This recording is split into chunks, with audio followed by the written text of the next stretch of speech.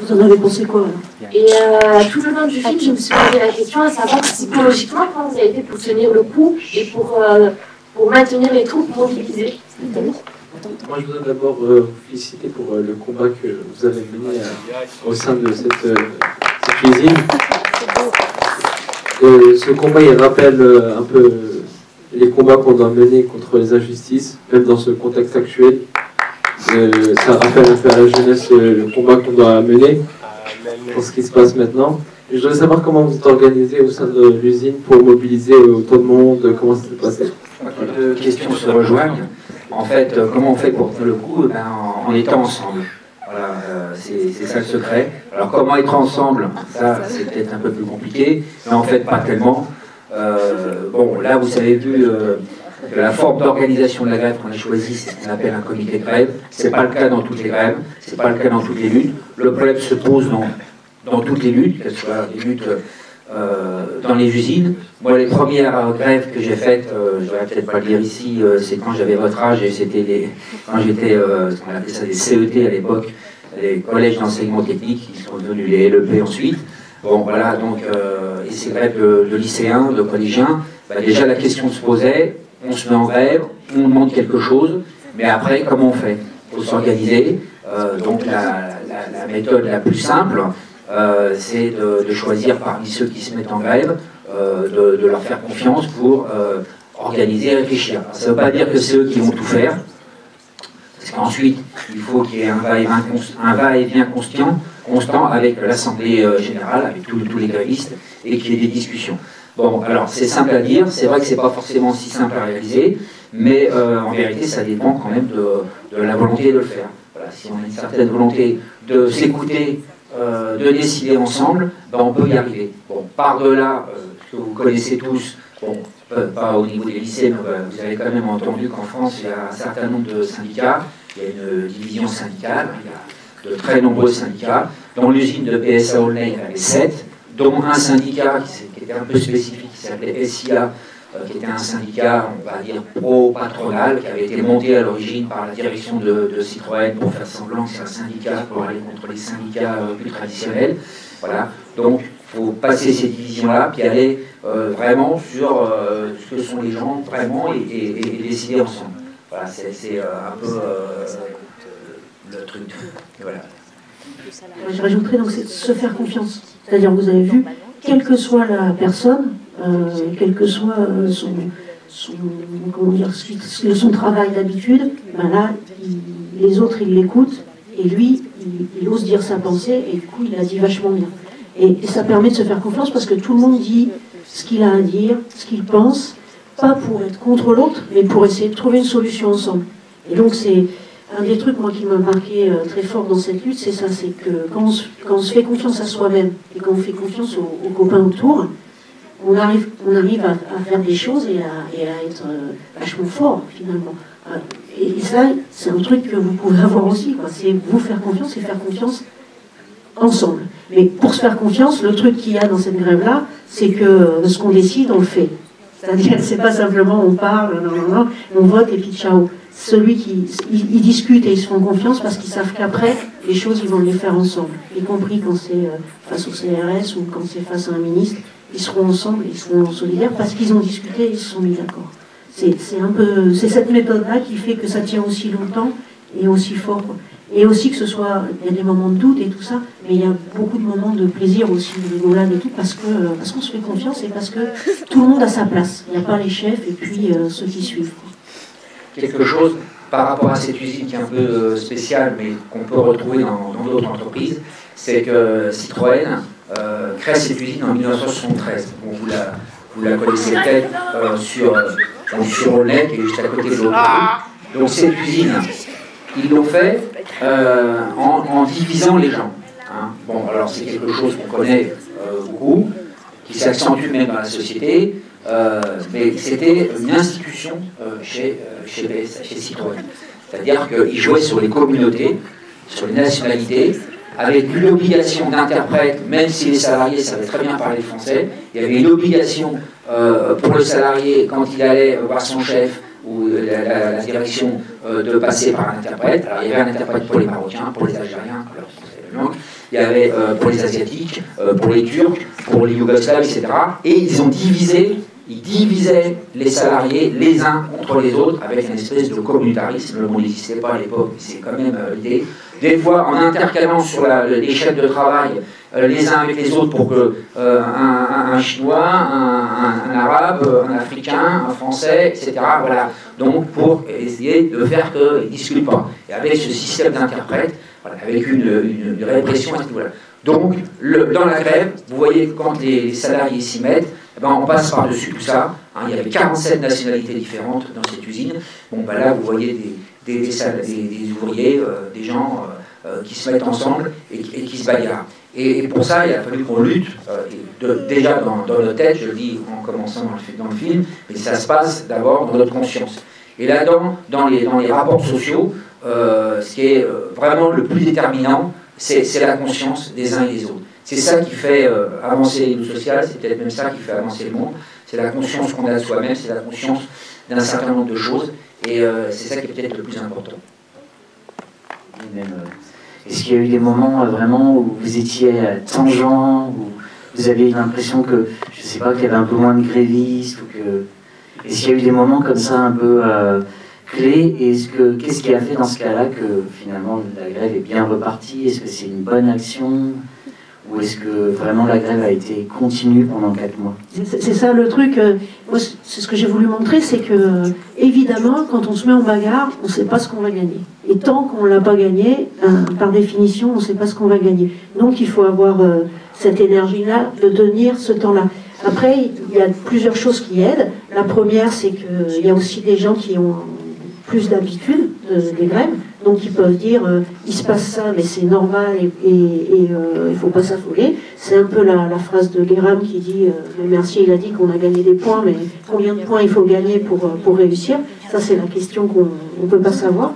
Et l'autre chose, quand il y a des doutes, et il y en a toujours, il y a des gens qui reprennent le travail, c'est pas simple, mais justement, le fait de discuter et de se dire, bon, on en est là, mais franchement, c'est-à-dire de dire, voilà, on a tel et tel problème, il y a tel et tel copain qui reprennent, comment on fait, ça permet de trouver une bonne solution. Et en général, la bonne solution, c'est de retourner discuter avec ceux qui ne font pas grève. Parce que finalement, c'est eux qui empêchent les machines de redémarrer. Et puis surtout, ça permet de savoir que même si tout le monde ne fait pas grève, il y a quand même un point de vue commun qui est, il ne faut pas que ce plan y passe, et il faut qu'on gagne des choses. Donc du coup, c'est ça qui fait dire. Ils ont tenu 4 mois, je pense, grâce à ça, et puis aussi grâce aux 900 000 € qu'ils ont ramassés, c'est-à-dire qu'il y a eu plein de gens autour qui les ont soutenus financièrement, parce qu'évidemment, quand on fait grève, on n'a pas de paye, et cette paye-là, il faut la trouver dans la solidarité ou dans la collecte ailleurs, quoi. Donc c'est ces choses-là, mais plus que les sous, c'est de savoir qu'il y a des gens qui sont d'accord, et que peut-être il n'y a que 200 grévistes à la fin, mais il y a des centaines de gens dans l'usine et des milliers en France qui sont d'accord et qui les soutiennent. Donc c'est ça qui fait tenir. Et puis après, ils ont tenu jusqu'au moment où ils ont senti que d'abord la direction lâchait et puis qu'ils ne pourraient pas gagner plus. Et il faut savoir mesurer ça aussi. C'est que on ne gagne pas tout à 200, mais on fait la démonstration qu'on pourrait gagner beaucoup plus si on était beaucoup plus. Et puis deuxièmement, on fait aussi la démonstration qu'on gagne quand même beaucoup plus que d'avoir rien fait. C'est pour ça que j'ai mis après là où les non-grévistes ils pètent les plombs parce qu'ils sont en train de se faire avoir par la direction, qu'ils n'ont pas de solution, etc. Au moins, quand on relève la tête, contrairement à ce qu'on peut penser, parce que les directions, elles disent si tu fais tout comme t'inquiète pas, je m'occupe de toi, donc si tu fais tout comme je te dis, pour toi ça va aller. Et non, la vérité c'est que si celui qui dit rien, la direction elle s'en fout complètement. Alors que celui qui relève la tête et qui dit moi c'est ça et ça que je veux, il obtient peut-être pas tout ce qu'il veut, mais il est pris en considération. Donc c'est tout ça qui fait que globalement là, ça peut tenir. C'est vraiment de se sentir collectif, pas tout seul, et prendre les décisions tous ensemble. Ce qu'ils ont gagné, c'est des millions d'euros.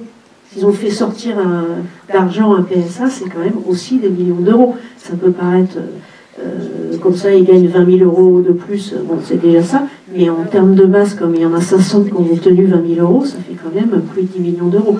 Donc c'est pas rien non plus. Mais pour l'essentiel aussi, ce qu'ils ont obtenu, c'est qu'ils ne se feront jamais marcher sur les pieds dans le reste de leur vie. C'est ça aussi. Moi, ce que je voudrais comprendre, c'est comment est-ce que l'État est en fait impuissant par rapport aux entreprises. Pourquoi en fait Ça, je comprends pas. Il y a deux versions. Quand on fait des débats, il y a des gens qui disent ah bah l'État n'a pas fait son travail, et puis il y a d'autres qui disent l'État a fait son boulot. Voilà. Alors ça dépend parce qu'on nous présente quand on est cours, quand vous étudiez, que l'État normalement représente la société dans son ensemble et au-dessus des classes sociales, etc. Bon. Et puis quand il y a un conflit, alors si on considère, si on a ce point de vue-là, on peut dire que l'État n'a pas joué son rôle parce qu'il s'est mis complètement du côté du patron. Bon, mais maintenant, il y a une autre réalité, c'est qu'effectivement cet État-là, il s'est construit, vous savez, au cours des années, essentiellement il y a 200 ans avec la Révolution française, et il représente de fait les industriels, les gros patrons, les grandes entreprises, et à chaque fois qu'il y a un conflit, en fait, il ne prend pas parti. Alors en vérité, il ne prend pas parti pour nous, mais il prend parti pour Peugeot. Dans le même temps qu'on était en grève, ils n'arrêtaient pas de leur allonger de l'argent. 7 milliards pour leur banque, 1 milliard à droite, etc. Et c'est l'argent de tout le monde. Normalement, pour empêcher les licenciements, et en même temps, ils ferment les usines. Mais ce que je voulais vous dire, moi, parce que je crois que le temps va pas être un peu, c'est que ce que vous voyez là, le monde du travail, il est rude. Il est rude pour les salariés. Parce que ce que je voudrais vous dire, c'est qu'on s'est battu. Ça a remonté le moral à un certain nombre de copains, mais il y en a d'autres qui ne sont pas battus et qui avaient encore moins le moral. Et aujourd'hui, il y a des copains là qui sont aujourd'hui au chômage, qui sont en fin de droit, au bout de 2 ans, c'est-à-dire 480 € par mois pour vivre. Et si ça continue comme ça, ils vont avoir des catastrophes. Je ne sais pas si vous avez vu sur France 2 le reportage il y a avant-hier sur les gens qui se faisaient expulser. Voilà. Donc derrière, il y a beaucoup de misère, il y a beaucoup de choses. Alors le monde du travail, il est rude depuis quelques années, et vous allez rentrer là-dedans.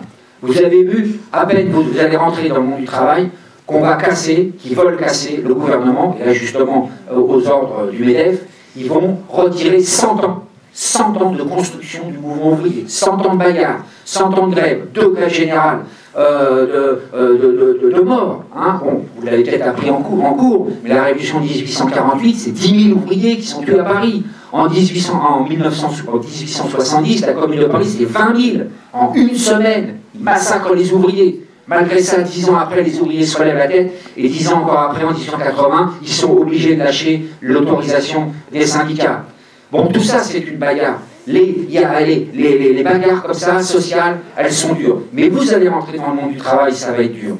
Bon, les luttes, elles sont dures, et parce que vous avez en face de vous des grandes entreprises, vous avez des patrons, vous avez des ça. C'est à vous de le comprendre aujourd'hui. Nous, ce qu'on vient de vous voir, c'est un tout petit épisode